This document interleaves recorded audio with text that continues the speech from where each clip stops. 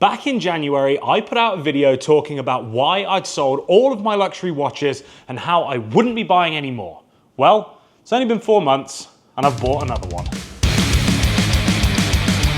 What's up guys, welcome back to another episode and thanks for joining me on this week's adventure, if you can really call it that. Since November, the only watch I've worn is my Garmin Tactix 7 Pro Ballistics smartwatch. I absolutely love this thing and it does everything I want a watch to do and so much more. It looks great, it's tough as nails, there's absolutely no reason for me going to look for another watch, but I did. Well, to be fair, I didn't go looking, the watch found me, and in this video, I'm going to attempt to convince you why spending thousands of dollars on a luxury watch was more necessary than you might think. So let's set the scene. It's the end of the world. The zombie apocalypse is here and my days are spent moving from town to town, scavenging whatever I can find from the ruins to survive with my trusty psychic Diesel over there. I've got a solar USB battery pack, but I try and save all of the power to charge a small handheld radio. 6 months prior, I find a Nokia 3210 in the rubble, and so to pass the time, I play Snake. I'm not sure when the phone was last charged, but it's still reading 72% battery. Then in a town way back, I find a hand-scrawled note with a frequency to a radio channel they say is used by survivors. They transmit instructions on how to get to the safe zone at 3 p.m.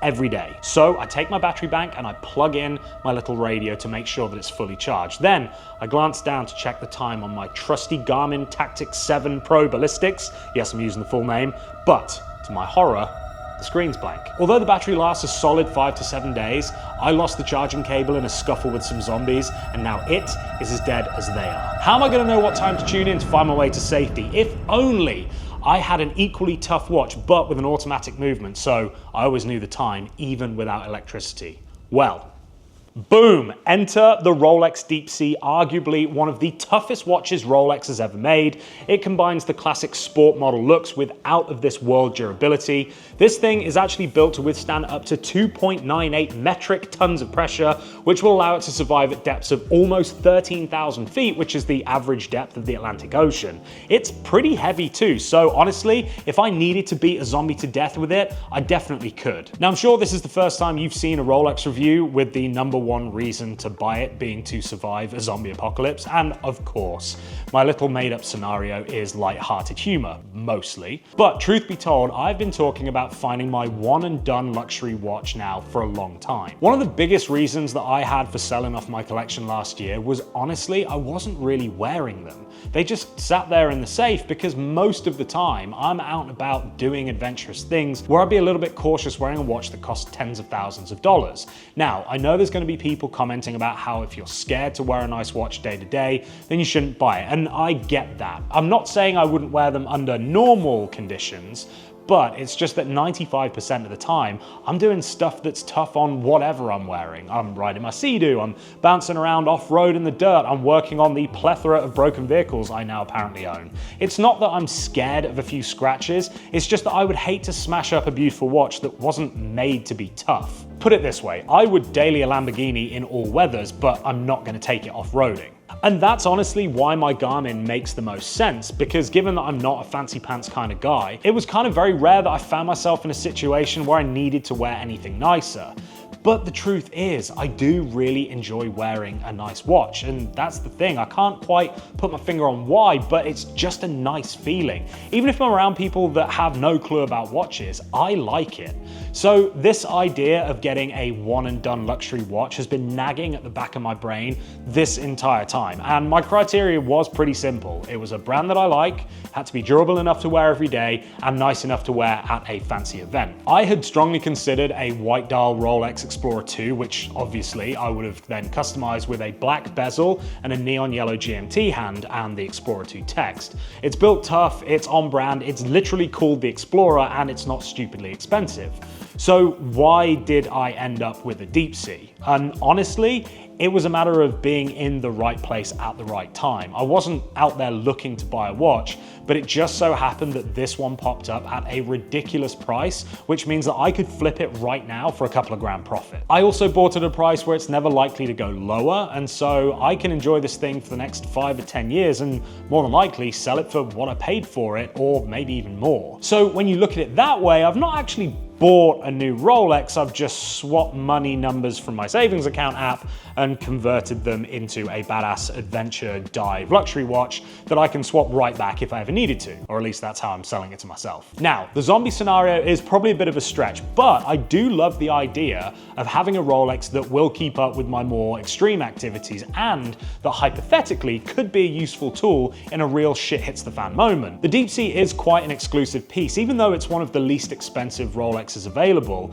there's no getting away from the fact that it is a monster of a watch. And while most men can pull off a Submariner, and do, not all have the wrist and hand size to support the DeepSea, so you don't actually see many people wearing them. If you're unfamiliar with the Rolex dive lineup, there is the Submariner, the Sea Dweller, and then the DeepSea. Now, the Submariner is made for recreational underwater activities like scuba diving, snorkeling. Think of it as like your typical holiday watch, and it's got a depth rating of 1,000 feet. The Sea Dweller was designed for saturation divers who spend long periods of time at much greater depths. They live in pressurized environments which can lead to small helium molecules actually getting forced past the seals and then trapped inside of the watches. And then when they're done, they're slowly returned back to atmospheric pressure over multiple hours or even days, depending on how long they've been working at depth. And if the helium isn't released from the watches, it can actually pop the crystal off. My mate Ross back in the UK is a saturation diver, and he has seen some wacky stuff where phone screens get like weird bubbles and get destroyed, and even Crocs, like the shoe Crocs, get all deformed from the pressure. So Rolex solved the problem by fitting the Sea Dweller with a helium escape valve, which allows the gases to be expelled from the case automatically. They're also rated at 4,000 feet, so 4 times deeper than a regular Submariner. Then there's mine, the DeepSea, and this bad boy, like I said, is rated to a depth of 12,800 feet. It's got a titanium back that resists flexing under extreme pressure, and it's got a 5mm thick sapphire crystal versus 3mm on the Sea Dweller and 2mm on the Submariner. The case is also thicker, and this is 44mm versus 40 on the Sea Dweller. One of the other cool features on this watch is the glide lock clasp and the flip lock extension link, which means that you can get up to 26mm of extension without needing tools to resize the bracelet. So if I ever did want to wear it over the top of a wetsuit, for example, you can easily just adjust it to fit. Now, my watch is from 2008, the year the DeepSea was released, and since then there's been a few changes, most notably the movement upgrade. So they changed it from the 31-35 caliber in this to the 32-35 caliber in the new ones, and apparently that new one just has better precision and accuracy and a longer power reserve, which honestly I'm not that worried about. The depth rating is the same and it looks almost identical, so in reality newer doesn't necessarily mean better. Fun fact, back in 2012, James Cameron, you know, off of Terminator and Avatar and Aliens, well, he decided that it would be a laugh to do a solo dive in a submersible to the bottom of the Mariana Trench, which is the deepest part of the ocean that we've found so far. For even more lols, he decided to strap a Rolex DeepSea to the wrist of the robotic arm on the sub and sent it down to 35,787 feet.